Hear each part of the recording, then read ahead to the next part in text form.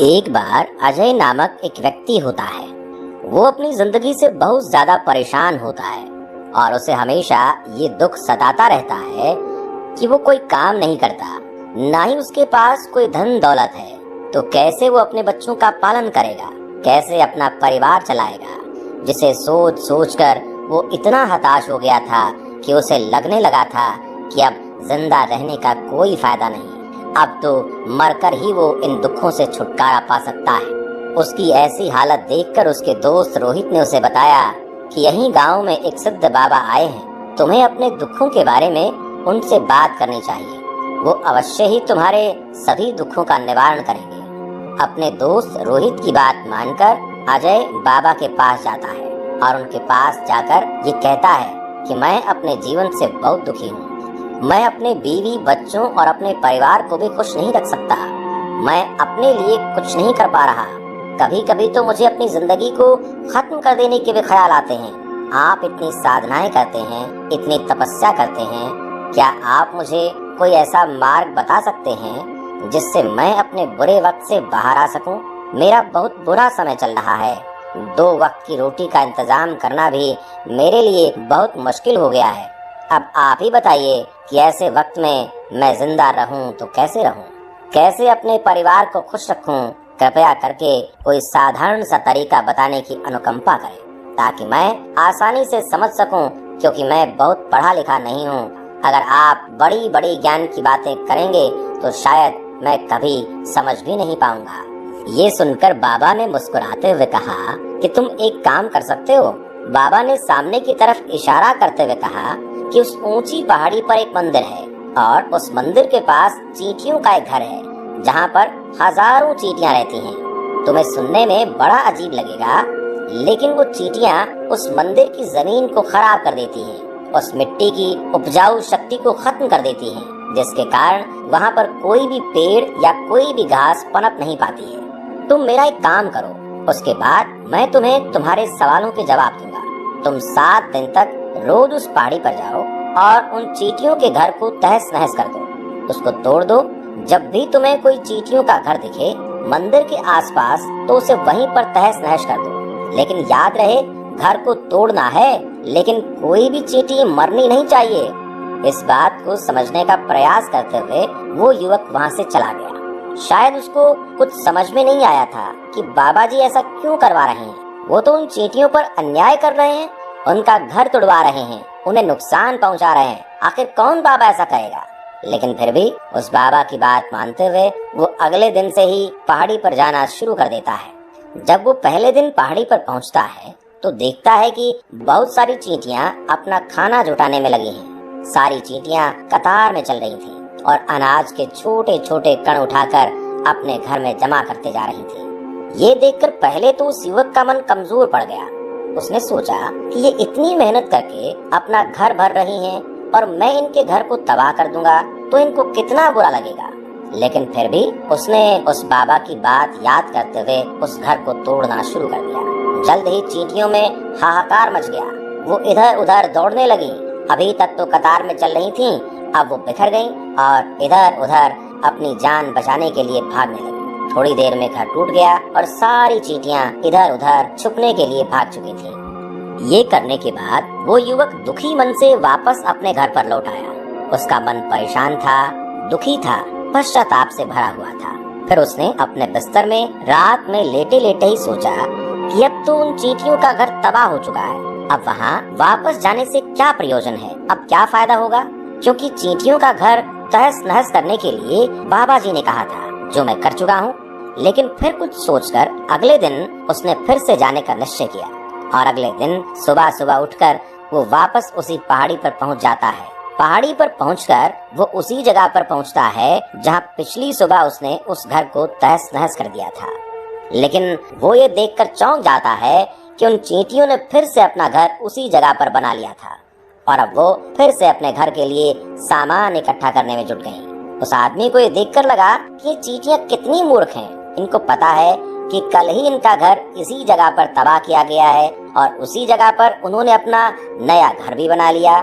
और ये सोचकर वो आदमी हंसने को हुआ। लेकिन फिर से बाबा की बात याद करते हुए उसने उन चींटियों का घर फिर से तबाह करना शुरू कर दिया। फिर से उन चींटियों में हलचल मच गई और थोड़ी देर में वो चींटियां इधर उधर अपनी जान बचाने के लिए भागने लगी। कुछ ही देर में उनका घर फिर से नष्ट हो गया और वो युवक थोड़ा संतोष के भाव से, इस बार तो मैंने अच्छी तरह से उस घर को तबाह कर दिया, ये सोच रहा था। अब तो वो चींटियां यहाँ पर अपना घर बना ही नहीं पाएंगी। इसीलिए जाने से पहले उसने उस घर पर ठंडा पानी भी डाल दिया ताकि चींटियां वहाँ पर अपना घर ना बना सकें, और इस तरह अपना काम पूरा करके वो युवक फिर से अपने घर लौट आया। आज रात में सोते वक्त फिर से वो इंसान यही सोच रहा था, क्या बाबा ये सही काम करवा रहे हैं? क्या किसी का घर तबाह करना किसी सिद्ध पुरुष को शोभा देता है? क्या हो अगर वो बाबा सिद्ध पुरुष हो ही ना? क्या होगा अगर वो मुझे बेवकूफ बना रहे हो? लेकिन फिर उसने निश्चय किया कि मैं अपने काम को पहले पूरा कर लेता हूँ, उसके बाद ही पता चलेगा कि बाबा मुझसे ऐसा क्यों करवा रहे थे। और यही सोचकर वो रात में सो जाता है। अगले दिन सुबह उठकर वो फिर से उसी पहाड़ी की ओर निकल जाता है। पहाड़ी पर पहुंचकर वो उसी जगह पर देखता है जहां पर उसने उनके घर को तबाह कर दिया था, और वो ये देखकर खुश हो जाता है कि वहां पर कोई भी घर नहीं था। सारी चींटियां वहां से भाग चुकी थी। अब उसने सोचा कि अब मेरा रोज रोज आने का क्या प्रयोजन, क्योंकि चींटियां तो अपना घर बदल चुकी हैं और बाबा जी ने मुझे 7 दिन आने के लिए कहा था, लेकिन आज तो तीसरा ही दिन है। अब बाकी 4 दिन वापस आने का क्या प्रयोजन? यही सोचकर उसने निश्चय किया कि यहाँ से वो सीधा उसी बाबा के पास जाएगा और उनको ये सारी खबर बता देगा। जब वो वापस मुड़कर उस पहाड़ी से उस बाबा की कुटिया की तरफ जाने लगा तो अचानक उसकी नजर एक और घर पर पड़ी जो कि चींटियों का ही बनाया हुआ था। मतलब कि वो घर चींटियों ने ही बनाया था और अब वो चींटियां नए घर में वास कर चुकी थी। ये नया घर उनके पुराने घर से थोड़ी ही दूरी पर था, और जब उस युवक की नजर उस घर पर पड़ी तो उसने सोचा कि शायद बाबा को पता था कि ये चींटियां अपना घर यहाँ से बदलकर किसी दूसरी जगह पर बना लेंगी, इसलिए उन्होंने मुझे 7 दिन आने के लिए कहा था। और ये विचार करके वो उनका नया घर भी तोड़ने के लिए पहुँच जाता है। जब वो वहाँ पहुँचा तो चींटियां उसी तरह अपने काम में लगी हुई थीं। वो अपने लिए खाना इकट्ठा कर रही थीं, अपने घर में जमा कर रही थीं। जो पुराना घर टूटा था वहाँ भी अनाज के कण बचे हुए थे और चींटियां वहाँ से भी अनाज इकट्ठा करके वापस अपने नए घर में ला रही थीं। अब यहाँ पर फिर से युवक का मन थोड़ा कमजोर पड़ा, क्योंकि वो खुद भी कमजोर था, खुद भी वक्त का मारा हुआ था। इसीलिए उसके मन में उन चींटियों के प्रति दया आ रही थी। वो चाहता था कि उनकी मदद करे, लेकिन वो उल्टा उनको नुकसान पहुंचा रहा था। लेकिन उस बाबा की बात को याद करते हुए उसने फिर से उस घर को तोड़ने का निश्चय किया और उसने इस बार बड़ी ही सावधानी के साथ बिना किसी चींटी को कोई नुकसान पहुंचाए वो घर तबाह करना शुरू कर दिया। वक्त थोड़ा ज्यादा लगा क्योंकि किसी भी चींटी को नुकसान न पहुंचाने की शर्त बाबा ने पहले ही रखी थी। इसीलिए उसको बड़ी सावधानी के साथ उन घरों को तबाह करना था। लेकिन आखिरकार उसने उस घर को तबाह कर दिया और उस घर को तबाह करने के बाद वो बड़े ही दुखी मन से इस बार पहले से और भी ज्यादा दुखी था, क्योंकि उसने उनका नया घर भी तोड़ दिया था। वो उन चींटियों को बसने ही नहीं दे रहा था और वो अब अपने आप को शैतान समझने लगा था। लेकिन फिर भी उस बाबा की बात को मानते हुए वो अपने घर पर दुखी मन से वापस आ गया। रात में सोने से पहले एक बार उसने फिर से सोचा कि मैं कितना बड़ा शैतान हूँ, कितना बड़ा दानव हूँ। पुराने घर को तो छोड़ो, उन चींटियों को कहीं भी बसने के लिए कोई जगह ही नहीं दे रहा। वो मेरे बारे में क्या सोचती होंगी, वो कितना दुख करती होंगी उस परमात्मा को जो मेरे द्वारा ये काम करवा रहा है। लेकिन फिर भी उसने अगले दिन जाने का निश्चय किया और अगले दिन सुबह सुबह वो फिर से वहाँ पर पहुँच गया। ये देखकर फिर से आश्चर्यचकित रह जाता है कि इस बार चींटियों ने एक और नई जगह पर अपना घर बना लिया था। वो पहले से भी ज्यादा ऊर्जा के साथ काम कर रही थीं और उन्होंने एक रात में पहले से भी बड़ा घर बना लिया था और अब वो फिर से अपना अनाज और खाना इकट्ठा करने में जुट गई। ये देखकर उस आदमी को लगा कि ये चींटियां किस मिट्टी की बनी हुई हैं। मैं इनको बार बार यहाँ से भगाने की कोशिश कर रहा हूँ और ये वहीं पर अपना घर बना लेती हैं। क्या इनको पता नहीं है कि मैं इन्हें यहाँ पर कभी भी बसने नहीं दूंगा? ये चींटी हैं, दिखने में इतनी छोटी हैं, लेकिन फिर भी ये मुझसे हार नहीं मान रही हैं। बड़ी ताज्जुब की बात है। और इस बार उसने गुस्से में उस घर को तहस नहस करना शुरू कर दिया। लेकिन इस बार तहस नहस करते हुए कुछ चींटियां वहां पर मर गईं और उसके पैरों तले कुचल दी गईं। कुचलने के बाद जब वो अपने अहंकार से बाहर आया तो उसने देखा कि गुस्से में उसने उन चींटियों को कितनी क्षति पहुंचा दी है। उसका मन पश्चाताप से भर गया और रोता हुआ अपने घर की तरफ बढ़ गया। रात में सोते वक्त उसने सोचा कि मैं उन चींटियों पर बहुत ज्यादा अत्याचार कर रहा हूँ, अब इससे ज्यादा अत्याचार मैं नहीं कर पाऊंगा। और यही सोचकर वो अगले दिन उन चींटियों के लिए अपने घर से थोड़ा आटा लेकर उसी पहाड़ी पर पहुंच जाता है। आज उसके मन में उन चींटियों के प्रति श्रद्धा का भाव था, दया का भाव था। आज वो उनकी मदद करना चाहता था। और जब वो वहाँ पर पहुँचा तो चींटियाँ फिर से अपने नए घर को बनाने में जुटी हुई थीं। उसने बड़ी करुणा के साथ उन चींटियों को अपना लाया हुआ वो आटा खिलाया और अगले 3 दिनों तक वो ऐसा ही करता रहा। वो रोज सुबह जाता और उन चींटियों को अपने हाथों से आटा खिलाता। 7 दिन के बाद वो युवक उस बाबा के पास पहुंचकर हाथ जोड़कर बोलता है कि हे बाबा, मुझे माफ कर देना। मैंने उन चींटियों का घर तबाह करने के लिए बहुत कोशिश की। मैंने उनका घर तबाह किया भी, 1 बार नहीं 4 बार मैंने उनका घर तोड़ा। उसके बाद मैं हिम्मत नहीं कर पाया, उनके घर को नहीं तोड़ पाया। मैं समझ सकता हूँ कि मैंने आपका काम पूरा नहीं किया और इसके बदले आप मुझे वो तरीके भी नहीं बताएंगे जो कि मुझे मेरे बुरे समय से बाहर निकाल सकते हैं। लेकिन मुझे इसका कोई खेद नहीं।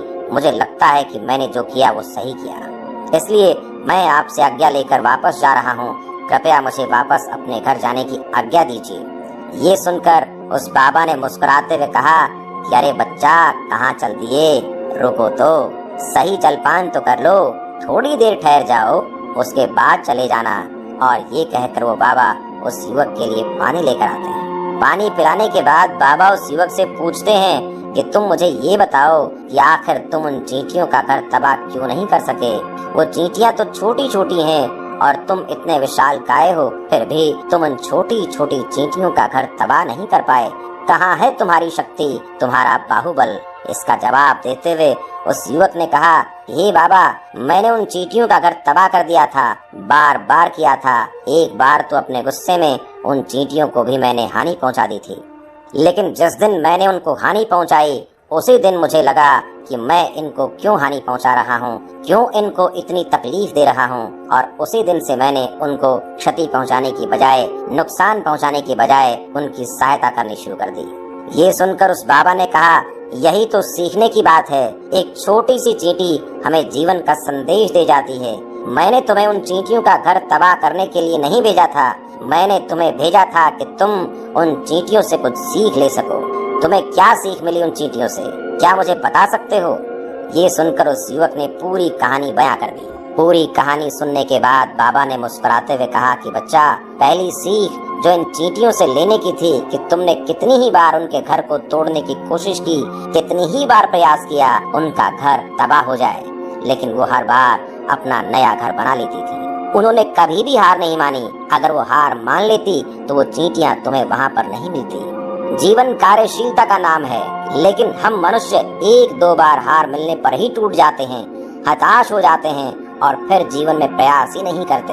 और कुछ लोग तो अपनी जिंदगी को खत्म करने पर उतारू हो जाते हैं। लेकिन जानवरों में तुमने एक बात देखी होगी कि वो अपना जीवन खुद से, स्वयं से कभी खत्म कर ही नहीं सकते हैं।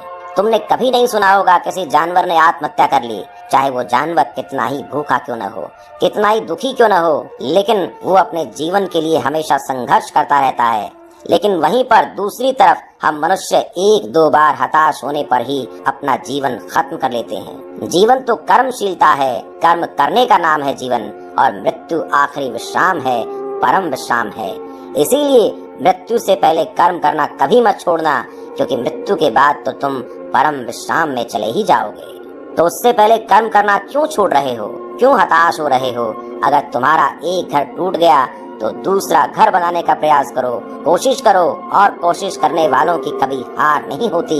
ये तुम उन चींटियों से देख चुके हो। दिखने में तुमसे कितनी छोटी हैं वो चींटियां और तुम इतने बड़े, लेकिन उनका मन तुम्हारे मन से इतना बड़ा विशाल है, इतना दृढ़ संकल्प है कि इतनी बार घर टूटने पर भी उन चींटियों ने कभी हार नहीं मानी। दूसरी सीख यहाँ से लेनी है वो ये कि जब भी हमारे ऊपर बुरा समय आता है, हमें लगता है कि ये समय कभी नहीं जाएगा, ये समय मेरे जीवन को बर्बाद कर देगा, मुझे कभी नहीं जीने देगा। और अपने इसी ख्याल से, अपने इन्हीं विचारों से, जिनका असलियत में कोई भी अस्तित्व नहीं है, वो सिर्फ विचार हैं, और वही विचार हमारे मन को दुखी कर देते हैं। इसीलिए हम प्रयास करना भी छोड़ देते हैं। लेकिन तुम खुद सोचो कि बार बार प्रकृति हमें क्षति पहुंचाएगी, नुकसान पहुंचाएगी, लेकिन कब तक पहुंचाएगी?